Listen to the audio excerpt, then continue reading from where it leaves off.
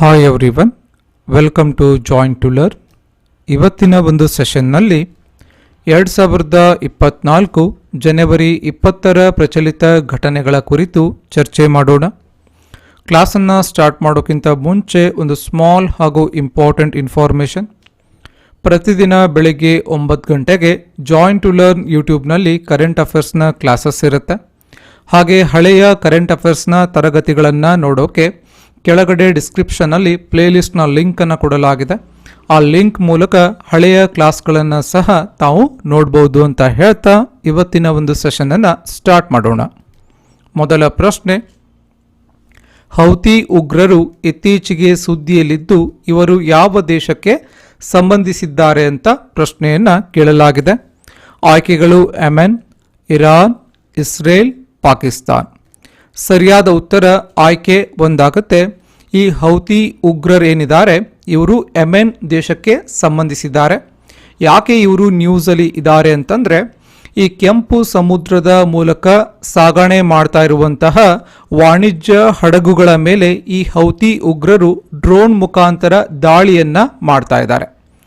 ಯಾಕೆ ದಾಳಿಯನ್ನು ಮಾಡ್ತಾ ಇದ್ದಾರೆ ಅಂತಂದರೆ, ಇಸ್ರೇಲ್ ದೇಶಗಳಿಗೆ ಮತ್ತು ಇಸ್ರೇಲ್ ದೇಶಕ್ಕೆ ಹಾಗೂ ಇಸ್ರೇಲ್ನ ಯುದ್ಧಕ್ಕೆ ಸಪೋರ್ಟ್ ಮಾಡ್ತಾ ಇರುವಂತಹ ಇತರೆ ದೇಶಗಳು ಯಾವ್ದ್ಯಾವ್ದಿದೆ ಆ ಎಲ್ಲ ದೇಶಗಳ ವಾಣಿಜ್ಯ ಹಡಗುಗಳನ್ನು ಗುರಿಯಾಗಿಸಿಕೊಂಡು ದಾಳಿಯನ್ನು ಮಾಡ್ತಾ ಇದ್ದಾರೆ. ಮುಖ್ಯವಾಗಿ ಭಾರತ, ಅಮೆರಿಕ, ಫ್ರಾನ್ಸ್ ಮತ್ತು ಇಸ್ರೇಲ್ ಈ ದೇಶಗಳ ಒಂದು ವಾಣಿಜ್ಯ ಹಡಗುಗಳ ಮೇಲೆ ದಾಳಿಯನ್ನು ಮಾಡ್ತಾ ಇದ್ದಾರೆ. ಸೊ ಈ ಒಂದು ಪರಿಣಾಮದಿಂದ ವಾಣಿಜ್ಯ ವಹಿವಾಟಿಗೆ ತೊಂದರೆ ಆಗ್ತಾ ಇದೆ.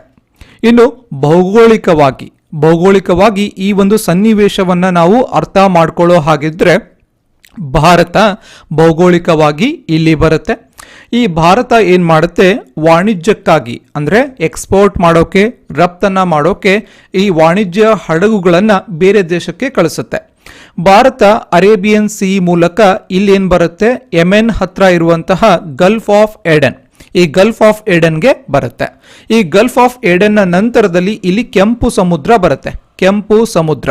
ಈ ಕೆಂಪು ಸಮುದ್ರವನ್ನು ಬಳಸ್ಕೊಂಡು ಭಾರತ ಸೇರಿದಂತೆ ಇತರೆ ದೇಶಗಳು ಏನ್ ಮಾಡ್ತಾವೆ, ತಮ್ಮ ವಾಣಿಜ್ಯ ಹಡಗುಗಳನ್ನು ಈ ದೇಶಗಳ ಕಡೆಗೆ ಕಳಿಸುತ್ತೆ. Portugal, Spain, Italy, Greece, Turkey ಈ ಎಲ್ಲ ದೇಶಗಳಿಗೆ ಒಂದು ವಾಣಿಜ್ಯ ಸರಕುಗಳನ್ನು ಈ ಗಲ್ಫ್ ಆಫ್ ಏಡನ್ ಮತ್ತು ಕೆಂಪು ಸಮುದ್ರವನ್ನು ಬಳಸ್ಕೊಂಡು ಕಳಿಸುತ್ತೆ. ಆದರೆ ಇವಾಗ ಏನಾಗ್ತಾ ಇದೆ ಸನ್ನಿವೇಶ ಅಂತಂದ್ರೆ, ಇಲ್ಲಿ ಅಬ್ಸರ್ವ್ ಮಾಡ್ಬೇಕು ತಾವೊಂದು, ಯೆಮೆನ್ ದೇಶ ಇಲ್ಲಿ ಬರುತ್ತೆ, ಎಲ್ಲಿ ಗಲ್ಫ್ ಆಫ್ ಏಡನ್ ಹತ್ರ. ಆ ಕಡೆ ಯೆಮೆನ್ ಇದೆ, ಈ ಕಡೆ ಸೊಮಾಲಿಯಾ ಇದೆ.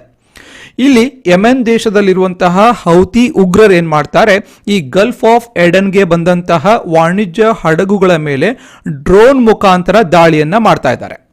ಸೊ ಹಾಗಾದ್ರೆ ಇವಾಗ ಏನಾಗ್ತಾ ಇದೆ ಸನ್ನಿವೇಶ ಅಂತಂದ್ರೆ, ಇವಾಗ ಈ ರೂಟ್ ಅನ್ನ ಬದಲಾಯಿಸಬೇಕಾದಂತಹ ಅನಿವಾರ್ಯತೆ ಇವಾಗ ಭಾರತ ಸೇರಿದಂತೆ ಇತರೆ ದೇಶಗಳಿಗಿದೆ. ಸೊ ಇದರಿಂದ ವಾಣಿಜ್ಯ ವಹಿವಾಟಿಗೆ ತೊಂದರೆ ಆಗುತ್ತೆ. ಈ ಮೂಲಕ ಹೋಗಬೇಕಾದಂತಹ ಹಡಗುಗಳೇನಾಗ್ತಾ ಇದೆ, ಇವಾಗ ರೂಟ್ ಅನ್ನ ಚೇಂಜ್ ಮಾಡಿಕೊಂಡು ಕೇಪ್ ಆಫ್ ಗುಡ್ ಹೋಪ್ ಅನ್ನ ಬಳಸ್ಕೊಂಡು ಈ ರೀತಿಯಾಗಿ ಈ ಎಲ್ಲಾ ದೇಶಗಳಿಗೆ, ಪೋರ್ಚುಗಲ್, ಸ್ಪೇನ್ಗೆ ರೀಚ್ ಆಗಬೇಕಾದಂತಹ ಅನಿವಾರ್ಯತೆ ಬಂದಿದೆ. ಸೊ ಇದರಿಂದ ಏನಾಗುತ್ತೆ, ಸಾಗಣೆ ವೆಚ್ಚ ಅಂದ್ರೆ ದೂರ ಅಂದ್ರೆ ಟ್ರಾನ್ಸ್ಪೋರ್ಟೇಷನ್ನ ಒಂದು ಡಿಸ್ಟೆನ್ಸ್ ಏನಾಗುತ್ತೆ, ಇನ್ಕ್ರೀಸ್ ಆಗುತ್ತೆ. ಇದರಿಂದ ಆ ಟ್ರಾನ್ಸ್ಪೋರ್ಟೇಷನ್ನ ಕಾಸ್ಟ್, ಸಾಗಣೆಯ ವೆಚ್ಚ ಕೂಡ ಹೆಚ್ಚಾಗುತ್ತೆ. ಫೈನಲಿ ಏನಾಗುತ್ತೆ, ಸಾಗಣೆಯ ವೆಚ್ಚ ಏನಾಗುತ್ತೆ, ಕನ್ಸ್ಯೂಮರ್ ಮೇಲೆ ಬೀಳುತ್ತೆ, ಕಸ್ಟಮರ್ ಮೇಲೆ ಬೀಳುತ್ತೆ. ಆವಾಗ ಕಸ್ಟಮರ್ಗೆ ಆ ಒಂದು ಹೊರೆ ಆಗುತ್ತೆ, ವಾಣಿಜ್ಯವಾಗಿ ಅಥವಾ ಎಕನಾಮಿಕ್ ಆಗಿ ಆ ಹೊರೆ ಏನಾಗುತ್ತೆ ಕಸ್ಟಮರ್ ಮೇಲೆ ಬೀಳೋದ್ರಿಂದ ಇಲ್ಲಿ ವಾಣಿಜ್ಯವಾಗಿ ತೊಂದರೆ ಆಗ್ತಾ ಇದೆ. ಸೊ ಇಷ್ಟು ಒಂದು ಸನ್ನಿವೇಶ ಭೌಗೋಳಿಕವಾಗಿ ನೀವು ಅರ್ಥವನ್ನ ಮಾಡ್ಕೋಬೇಕಾಗತ್ತೆ. ಸೊ ಮುಖ್ಯವಾಗಿ ಯಾಕೆ ದಾಳಿ ಮಾಡ್ತಾ ಇದ್ದಾರೆ ಅನ್ನೋದು ಕೂಡ ತಾವು ನೆನಪಿಟ್ಕೋಬೇಕು. ಇಸ್ರೇಲ್ ಯುದ್ಧವನ್ನ ಬೆಂಬಲಿಸ್ತಾ ಇರುವಂತಹ ದೇಶಗಳ ವಾಣಿಜ್ಯ ಹಡಗುಗಳ ಮೇಲೆ ದಾಳಿ ಮಾಡ್ತಾ ಇದ್ದಾರೆ. ಆಲ್ರೆಡಿ ಹೇಳಿರೋ ಹಾಗೆ ಇಸ್ರೇಲ್, ಅಮೆರಿಕ, ಫ್ರಾನ್ಸ್ ಮತ್ತು ಭಾರತದ ಹಡಗುಗಳೇ ಇವರ ಟಾರ್ಗೆಟ್ ಮುಖ್ಯವಾಗಿ. ಇನ್ನು ಈ ಯೆಮೆನ್ನ ಕರೆನ್ಸಿ ಏನು ಅಂತಂದ್ರೆ ಯೆಮೆನಿ ರಿಯಾಲ್ ಇದರ ಕರೆನ್ಸಿ ಆಗುತ್ತೆ. ಇದರ ರಾಜಧಾನಿ ಸನಾ ಆಗುತ್ತೆ. ಇನ್ನು ಕೆಂಪು ಸಮುದ್ರದ ಸುತ್ತ ತಾವು ಒಂದು ಸಲ ಅಬ್ಸರ್ವ್ ಮಾಡಬೇಕು. ಪ್ರಶ್ನೆ ಕೇಳಬಹುದು, ಕೆಂಪು ಸಮುದ್ರದ ಸುತ್ತ ಯಾವ ದೇಶಗಳನ್ನ ನಾವು ಕಾಣ್ತೇವೆ ಅಂತ. ಈ ಕಡೆ ಈಜಿಪ್ಟ್ ಬರುತ್ತೆ, ಈ ಕಡೆ ಸುಡಾನ್ ಬರುತ್ತೆ. ಈ ಮೇಲ್ಗಡೆ ನೋಡೋದಾದ್ರೆ ಇಲ್ಲಿ ಇರಾಕ್ ಅಟ್ಯಾಚ್ ಇದೆ, ಈ ಕಡೆ ಸೌದಿ ಅರೇಬಿಯಾ ಕೆಂಪು ಸಮುದ್ರಕ್ಕೆ ಅಟ್ಯಾಚ್ ಇದೆ, ಈ ಕೆಳಗಡೆ ಇಥಿಯೋಪಿಯಾ, ಸೊಮಾಲಿಯಾ ಮತ್ತು ಯೆಮೆನ್. ಸೊ ಇಷ್ಟು ಒಂದು ಏನಾಗುತ್ತೆ ಕೆಂಪು ಸಮುದ್ರದ ಸುತ್ತ ಇರುವಂತಹ ದೇಶಗಳ ಒಂದು ಪಟ್ಟಿ ಆಗತ್ತೆ. ತಾವು ಅದನ್ನ ಗಮನವನ್ನ ಕೊಡಬೇಕಾಗತ್ತೆ. ಇನ್ನು ಗಲ್ಫ್ ಆಫ್ ಏಡನ್ ಆ ಕಡೆ ಯೆಮೆನ್ ಬರುತ್ತೆ, ಈ ಕಡೆ ಏನಾಗುತ್ತೆ ಸೊಮಾಲಿಯಾ ಬರುತ್ತೆ. ಮುಂದಿನ ಪ್ರಶ್ನೆ, ಕರ್ನಾಟಕದ ಸಾಂಸ್ಕೃತಿಕ ನಾಯಕ ಅಂತ ಹೇಳಿ ಯಾರನ್ನ ಘೋಷಿಸಲಾಗಿದೆ ಅಂತ ಪ್ರಶ್ನೆ. ಆಯ್ಕೆಗಳು ಪುರಂದರ ದಾಸರು, ಕನಕ ದಾಸರು, ಬಸವಣ್ಣ, ಮೇಲಿನ ಯಾರೂ ಅಲ್ಲ. ಸರಿಯಾದ ಉತ್ತರ ಆಯ್ಕೆ 3 ಆಗುತ್ತೆ. ಭಕ್ತಿ ಭಂಡಾರಿ ಬಸವಣ್ಣ ಅವರನ್ನ ಕರ್ನಾಟಕ ಸರ್ಕಾರ ಸಾಂಸ್ಕೃತಿಕ ನಾಯಕ ಅಂತ ಹೇಳಿ ಘೋಷಣೆ ಮಾಡ್ತಾರೆ. ಸೊ ಬಸವಣ್ಣನವರು ವಿಜಯಪುರ ಜಿಲ್ಲೆಯ ಬಸವನ ಬಾಗೇವಾಡಿಯವರು. ಇವರ ಅಂಕಿತ ನಾಮ ಕೂಡಲ ಸಂಗಮ ದೇವ ಅನ್ನೋದು ಇವರ ಅಂಕಿತ ನಾಮ ಆಗತ್ತೆ. ಇವರು ಬಿಜ್ಜಳನ ಆಸ್ಥಾನದಲ್ಲಿದ್ದರು. ಸೊ ಇಷ್ಟು ನಮಗೆ ಬೇಸಿಕ್ಸ್ ಗೊತ್ತಿರಬೇಕು. ಇನ್ನು ಕರ್ನಾಟಕ ಸರ್ಕಾರ ಶಿವಮೊಗ್ಗದಲ್ಲಿರುವಂತಹ ಉದ್ಯಾನವನಕ್ಕೆ ಅಲ್ಲಮ ಪ್ರಭು ಉದ್ಯಾನವನ ಅಂತ ಹೇಳಿ ಮರುನಾಮಕರಣವನ್ನ ಮಾಡಿರುತ್ತೆ. ಈ ಅಲ್ಲಮ ಪ್ರಭು ಏನಿದ್ದಾರೆ ಒಬ್ಬ ಪ್ರಸಿದ್ಧ ವಚನಕಾರರು. ಅಲ್ಲಮ ಪ್ರಭುಗಳು ಶಿವಮೊಗ್ಗ ಜಿಲ್ಲೆಯ ಬಳ್ಳಿಗಾವೆಯವರು. ಸೊ ಆ ಕಾರಣಕ್ಕಾಗಿ ಶಿವಮೊಗ್ಗದಲ್ಲಿರುವಂತಹ ಉದ್ಯಾನವನಕ್ಕೆ ಅಲ್ಲಮ ಪ್ರಭು ಉದ್ಯಾನವನ ಅಂತ ಹೇಳಿ ಮರುನಾಮಕರಣವನ್ನ ಮಾಡಿರ್ತಾರೆ. ಇನ್ನು ಮತ್ತೊಂದು ಒಂದು ಇಂಪಾರ್ಟೆಂಟ್ ಪಾಯಿಂಟ್ ಇಲ್ಲಿ, ಕರ್ನಾಟಕ ಸರ್ಕಾರ ಬೆಳಗಾವಿ ಜಿಲ್ಲೆಯ ಕಿತ್ತೂರು ತಾಲೂಕನ್ನ ಚೆನ್ನಮ್ಮನ ಕಿತ್ತೂರು ತಾಲೂಕು, ಚೆನ್ನಮ್ಮನ ಕಿತ್ತೂರು ತಾಲೂಕು ಅಂತ ಹೇಳಿ ಮರುನಾಮಕರಣವನ್ನ ಮಾಡಿರುತ್ತೆ. ಈ ಎಲ್ಲಾ ಪಾಯಿಂಟ್ಸ್ ಅನ್ನ ಕರ್ನಾಟಕ ಕರೆಂಟ್ ಅಫೇರ್ಸ್ ಸೆಕ್ಷನ್ ಅಲ್ಲಿ ಕೇಳುವಂತಹ ಸಾಧ್ಯತೆ ಇದ್ದೇ ಇರುತ್ತೆ. ತಾವು ಗಮನವನ್ನ ಕೊಡಬೇಕಾಗತ್ತೆ. 12ನೇ ಶತಮಾನದ ಒಬ್ಬ ಚಳುವಳಿಕಾರರಾಗ್ತಾರೆ ಭಕ್ತಿ ಭಂಡಾರಿ ಬಸವಣ್ಣನವರು. ಇನ್ನು ಅಲ್ಲಮ ಪ್ರಭುವಿನ ಉದ್ಯಾನವನ ಅದು ಕೂಡ ತಾವು ನೆನಪಿಟ್ಕೋಬೇಕು. ಅಲ್ಲಮ ಪ್ರಭುಗಳು ಶಿವಮೊಗ್ಗ ಜಿಲ್ಲೆಯ ಬಳ್ಳಿಗಾವೆಯವರು. ಇನ್ನು ಬೆಳಗಾವಿ ಜಿಲ್ಲೆಯ ಕಿತ್ತೂರು ತಾಲೂಕನ್ನ ಚೆನ್ನಮ್ಮನ ಕಿತ್ತೂರು ತಾಲೂಕು ಅಂತ ಮರುನಾಮಕರಣ ಮಾಡಿದ್ದಾರೆ. ಈ ಎಲ್ಲಾ ಪಾಯಿಂಟ್ಸ್ ಅನ್ನ ಸಾಧ್ಯವಾದರೆ ತಾವು ನೋಟ್ ಡೌನ್ ಮಾಡ್ಕೊಳ್ಳಿ. ಮುಂದಿನ ಪ್ರಶ್ನೆ, ಕರ್ನಾಟಕ ಸರ್ಕಾರದ ತೋಟಗಾರಿಕಾ ಇಲಾಖೆ ಪರಿಚಯಿಸಿರುವಂತಹ ಜೇನುತುಪ್ಪದ ನೂತನ ಬ್ರ್ಯಾಂಡ್ ಯಾವುದು ಅಂತ. ಈ ಒಂದು ತೋಟಗಾರಿಕಾ ಇಲಾಖೆ ಏನ್ ಮಾಡುತ್ತೆ ಅಂದ್ರೆ ಈ ಬ್ರ್ಯಾಂಡ್ ಅಡಿಯಲ್ಲಿ ಈ ಒಂದು ಜೇನುತುಪ್ಪವನ್ನ ಮಾರಾಟ ಮಾಡುತ್ತೆ. ಆಯ್ಕೆಗಳನ್ನು ನೋಡೋಣ. ಮಕರಂದ, ಝೇಂಕಾರ, ಸ್ವಸ್ತಿಕ್, ನಿಸರ್ಗ. ಸರಿಯಾದ ಉತ್ತರ ಆಯ್ಕೆ 2 ಆಗುತ್ತೆ. ಕರ್ನಾಟಕ ಸರ್ಕಾರದ ತೋಟಗಾರಿಕಾ ಇಲಾಖೆ ಈ ಝೇಂಕಾರ್ ಬ್ರ್ಯಾಂಡ್ನ ಅಡಿಯಲ್ಲಿ ಜೇನುತುಪ್ಪದ ಮಾರಾಟವನ್ನ ಮಾಡೋಕೆ ಮುಂದಾಗಿರುತ್ತೆ. ಜೇನುತುಪ್ಪ, ಸೊ ಹನಿ ಅಂತ ಕರಿತೀವಿ ನಾವು ಇಂಗ್ಲಿಷ್ನಲ್ಲಿ. ಎಪಿಯಾಲಜಿ, ಸ್ಟಡಿ ಆಫ್ ಹನಿ ಬೀಸ್, ಜೇನು ಹುಳುವಿನ ಅಧ್ಯಯನಕ್ಕೆ ಎಪಿಯಾಲಜಿ ಅಂತ ಕರೀತಾರೆ. ಅದು ಕೂಡ ತಾವು ನೆನ್ಪಿಟ್ಕೋಬೇಕು. ಇನ್ನು ಈ ಹನಿ ಜೇನುತುಪ್ಪ ಬಹಳಷ್ಟು ಒಂದು ವಿಟಮಿನ್ಸ್ಗಳನ್ನ ಮತ್ತು ಮಿನರಲ್ಸ್ ಅನ್ನ ಹೊಂದಿರುತ್ತೆ. ಸುಮಾರು 31 ವಿವಿಧ ಪೋಷಕಾಂಶಗಳು ಜೇನುತುಪ್ಪದಲ್ಲಿ ಸಿಗುತ್ತೆ. ಉದಾಹರಣೆಗೆ ಸೋಡಿಯಂ, ಫಾಸ್ಫರಸ್, ಇನ್ನು ಆಸ್ಕಾರ್ಬಿಕ್ ಆಸಿಡ್ ಅಂದ್ರೆ ವಿಟಮಿನ್ ಸಿ ಕೂಡ ಇರುತ್ತೆ. ಹಾಗೆ ರೈಬೋಫ್ಲಾವಿನ್ ಕೂಡ ಇರುತ್ತೆ. ರೈಬೋಫ್ಲಾವಿನ್ ಕೂಡ ಇಲ್ಲಿ ಜೇನುತುಪ್ಪದಲ್ಲಿ ನಮಗೆ ಸಿಗುತ್ತೆ. ಹಾಗಾದ್ರೆ ನೀವು ಜೇನುತುಪ್ಪವನ್ನ ಕನ್ಸ್ಯೂಮ್ ಮಾಡೋದ್ರಿಂದ ಸುಮಾರು ಒಂದು ಹೆಲ್ತ್ ಬೆನಿಫಿಟ್ಸ್ ಕೂಡ ಇಲ್ಲಿ ಸಿಗುತ್ತೆ. ಮುಂದಿನ ಪ್ರಶ್ನೆ, ಇತ್ತೀಚೆಗೆ ಬಿಡುಗಡೆಯಾದ ಜಾಗತಿಕ ಫೈರ್ ಪವರ್ ಪಟ್ಟಿಯಲ್ಲಿ ಭಾರತ ಎಷ್ಟನೇ ಸ್ಥಾನ ಪಡೆದುಕೊಂಡಿದೆ? ಇಲ್ಲಿ ಮುಖ್ಯವಾಗಿ ಫೈರ್ ಪವರ್ ಪಟ್ಟಿ ಅಂದ್ರೆ ಅರ್ಥ ಮಾಡ್ಕೊಳ್ಳಿ. ಈ ಫೈರ್ ಪವರ್ ಪಟ್ಟಿ ಅಂತಂದ್ರೆ ರಕ್ಷಣಾ ಕ್ಷೇತ್ರ ಡಿಫೆನ್ಸ್ ಸೆಕ್ಟರ್ನಲ್ಲಿ ಅತಿ ಹೆಚ್ಚು ಒಂದು ಇಕ್ವಿಪ್ಮೆಂಟ್ಸ್ ಆಗಿರಬಹುದು, ಒಂದು ಸ್ಟ್ರಾಂಗ್ ಯೂನಿಟ್ ಅನ್ನ ಅಂದ್ರೆ ಅತ್ಯಂತ ಒಂದು ಭದ್ರವಾದಂತಹ ರಕ್ಷಣಾ ವ್ಯವಸ್ಥೆಯನ್ನ, ರಕ್ಷಣಾ ಕ್ಷೇತ್ರವನ್ನ ಹೊಂದಿರುವಂತಹ ದೇಶಗಳು ಅಂತ ಅದರ ಅರ್ಥ ಫೈರ್ ಪವರ್ ಅಂತ.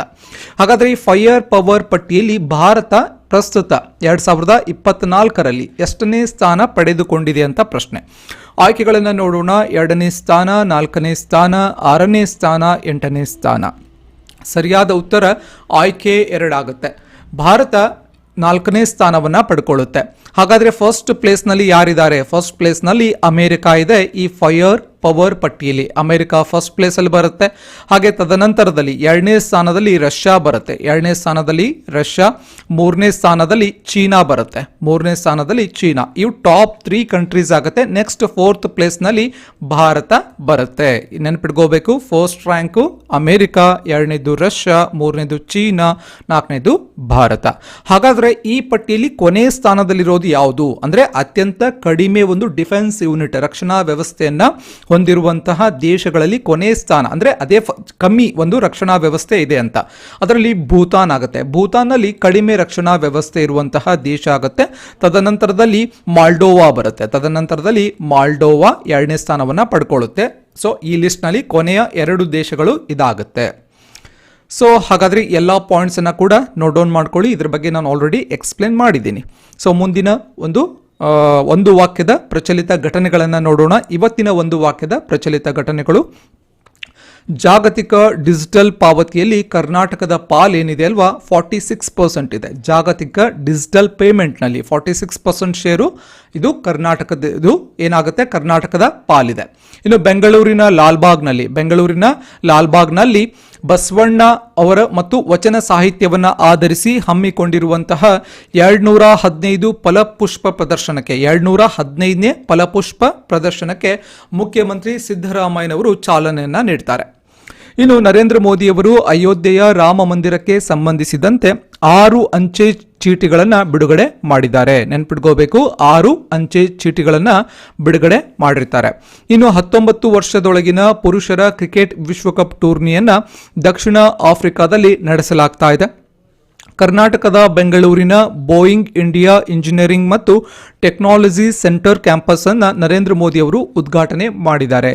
ಸೊ ರೀಸೆಂಟ್ ಆಗಿ ಕರ್ನಾಟಕದ ಬೆಂಗಳೂರಿನಲ್ಲಿ ಇರುವಂತಹ ಬೋಯಿಂಗ್ ಇಂಡಿಯಾ ಇಂಜಿನಿಯರಿಂಗ್ ಮತ್ತು ಟೆಕ್ನಾಲಜಿಯ ಸೆಂಟರ್ ಕ್ಯಾಂಪಸ್ ಅನ್ನು ಮೋದಿಯವರು ಉದ್ಘಾಟನೆ ಮಾಡಿದ್ರು. ಇನ್ನು 19 ವರ್ಷದೊಳಗಿನ ಪುರುಷರ ಕ್ರಿಕೆಟ್ ವಿಶ್ವಕಪ್ ಟೂರ್ನಾಮೆಂಟ್, ಪುರುಷರ ಅಂಡರ್-19 ಕ್ರಿಕೆಟ್ ವರ್ಲ್ಡ್ ಕಪ್ ಸೌತ್ ಆಫ್ರಿಕಾದಲ್ಲಿ ನಡೀತಾ ಇದೆ. ನರೇಂದ್ರ ಮೋದಿಯವರು ಅಯೋಧ್ಯೆಯ ರಾಮ ಮಂದಿರಕ್ಕೆ ಸಂಬಂಧಪಟ್ಟಂತಹ 6 ಅಂಚೆ ಚೀಟಿಗಳನ್ನು ಬಿಡುಗಡೆ ಮಾಡಿದ್ರು. ಇನ್ನು ಬೆಂಗಳೂರಿನ ಲಾಲ್ಬಾಗ್ನಲ್ಲಿ ಬಸವಣ್ಣ ಮತ್ತು ವಚನ ಸಾಹಿತ್ಯ ಈ ಒಂದು ಕಾನ್ಸೆಪ್ಟ್ ಅನ್ನು ಇಟ್ಟುಕೊಂಡು, ಬಸವಣ್ಣ ಮತ್ತು ವಚನ ಸಾಹಿತ್ಯದ ಕಾನ್ಸೆಪ್ಟ್ ಅನ್ನು ಇಟ್ಟುಕೊಂಡು ಹಮ್ಮಿಕೊಂಡಿರುವಂತಹ 215ನೇ ಒಂದು ಫ್ಲವರ್ ಎಕ್ಸಿಬಿಷನ್, ಫಲಪುಷ್ಪ ಪ್ರದರ್ಶನಕ್ಕೆ ಮುಖ್ಯಮಂತ್ರಿ ಸಿದ್ದರಾಮಯ್ಯನವರು ಚಾಲನೆಯನ್ನು ನೀಡಿರ್ತಾರೆ.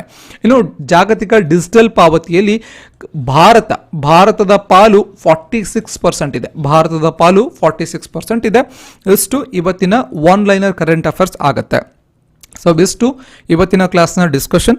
ಕ್ಲಾಸ್ ಇಷ್ಟ ಆಗಿದ್ರೆ ಒಂದು ಲೈಕ್ ಮಾಡಿ, ಈ ನಾಲೆಡ್ಜನ್ನು ನಿಮ್ಮ ಫ್ರೆಂಡ್ಸ್ ಜೊತೆ ಕೂಡ ಶೇರ್ ಮಾಡ್ಕೊಳ್ಳಿ. ಹಾಗೆ ನೀವಿನ್ನು ಜಾಯಿನ್ ಟು ಲರ್ನ್ ಯೂಟ್ಯೂಬನ್ನು ಸಬ್ಸ್ಕ್ರೈಬ್ ಮಾಡ್ಕೊಂಡಿರಲಿಲ್ಲ ಅಂತಂದರೆ ಸಬ್ಸ್ಕ್ರೈಬ್ ಮಾಡ್ಕೊಳ್ಳಿ. ಹಾಗೆ ಬೆಲ್ ಐಕಾನ್ ಮೇಲೆ ಕ್ಲಿಕ್ ಮಾಡಿ, ನಾವು ಮಾಡುವಂತಹ ಎಲ್ಲ ವಿಡಿಯೋಸ್ಗಳ ಒಂದು ಅಪ್ಡೇಟ್ಸ್ ನಮಗೆ ಬರುತ್ತೆ.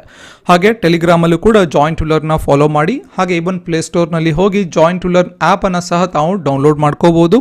ಈ ಆ್ಯಪ್ ಮುಖಾಂತರ ಕರೆಂಟ್ ಅಫೇರ್ಸ್, ಪ್ರಚಲಿತ ಘಟನೆಗಳಿಗೆ ಸಂಬಂಧಪಟ್ಟಂತಹ ಪರೀಕ್ಷೆಗಳನ್ನು ಮತ್ತು ರಿವಿಷನ್ ನೋಟ್ಸ್ ಅನ್ನು ಕೂಡ ತಾವು ಪಡ್ಕೋಬಹುದು. 2023 and 24 2023 ಹಾಗೂ 24ರ ಪ್ರಚಲಿತ ಘಟನೆಗಳ ನೋಟ್ಸ್ ಆ್ಯಂಡ್ ಟೆಸ್ಟ್ಗಳು ಅವೈಲೇಬಲ್ ಇರುತ್ತೆ ಅಂತ ಹೇಳ್ತಾ ಮತ್ತೆ ಮುಂದಿನ ಸೆಷನ್ನಲ್ಲಿ ಮತ್ತೊಂದು ವಿಷಯದ ಕುರಿತು ಮಾತನಾಡೋಣ. ಧನ್ಯವಾದಗಳು.